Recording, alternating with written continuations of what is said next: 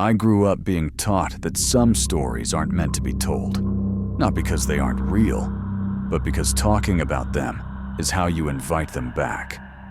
What I'm about to tell you happened when I was a kid, on Navajo land near Albuquerque, New Mexico.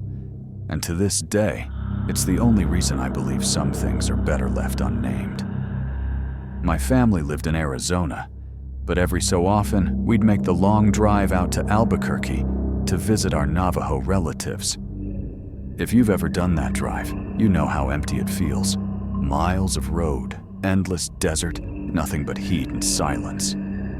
We left early in the morning so we could get there before noon. By the time we arrived, the house was already full. Aunts, uncles, cousins, voices everywhere, kids running in and out. The kind of visit where no one sleeps alone and no one locks their doors.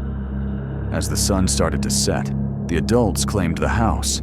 Some of the kids slept in a trailer, others in a truck camper. Me and two of my cousins got what we thought was the best option, an old tent set up a short distance from the house.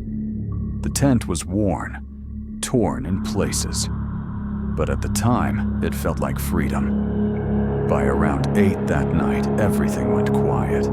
The desert cools fast after sunset. Crickets filled the air.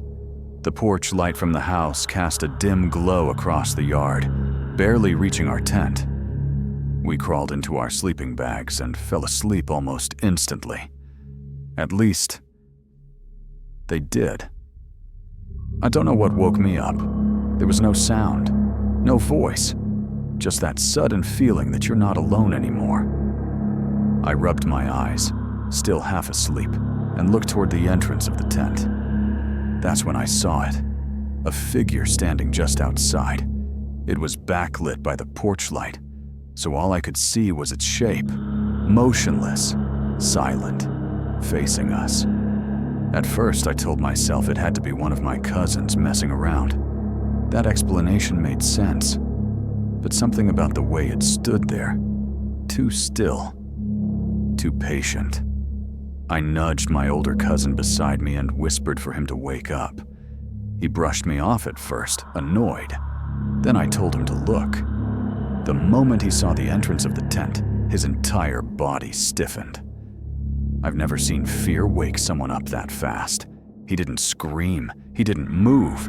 He leaned close and whispered something I wasn't supposed to hear. "Don't talk, don't move. It's a Skinwalker." I didn't fully understand what that meant back then. I just knew from his voice that whatever was outside wasn't human. We lay there in silence. Minutes stretched into what felt like hours. The figure didn't leave. Eventually, it started to move. Slow footsteps circling the tent. The fabric shifted slightly as it passed by. I could hear the faint sound of something brushing against the canvas. The tent was old, torn in places. There was a hole about the size of a coin near the bottom. Against every instinct, curiosity got the better of me. I started to crawl toward it. My cousin hissed at me to stop, told me it would hurt us if I looked. I didn't listen. As it passed the hole again, I looked out, and whatever I saw through that tear in the tent is burned into my memory. I don't talk about details. I won't describe its face.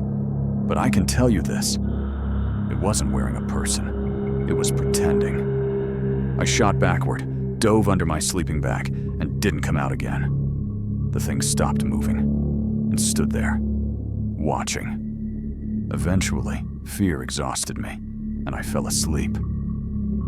I woke up just before sunrise. The yard was quiet. I stepped outside the tent and saw them immediately. Bare footprints, human, circling the tent. They didn't belong to anyone in my family.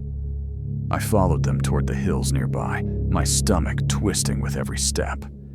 That's when the tracks changed. Feet, then hands, then smaller, until they weren't human anymore. Coyote prints led into the rocks. That's where I stopped. I ran back to the house and never told anyone. Not even the cousin who whispered the truth to me that night.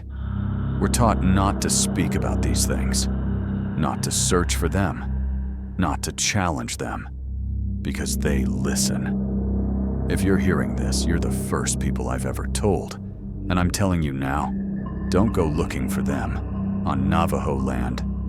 They're very real.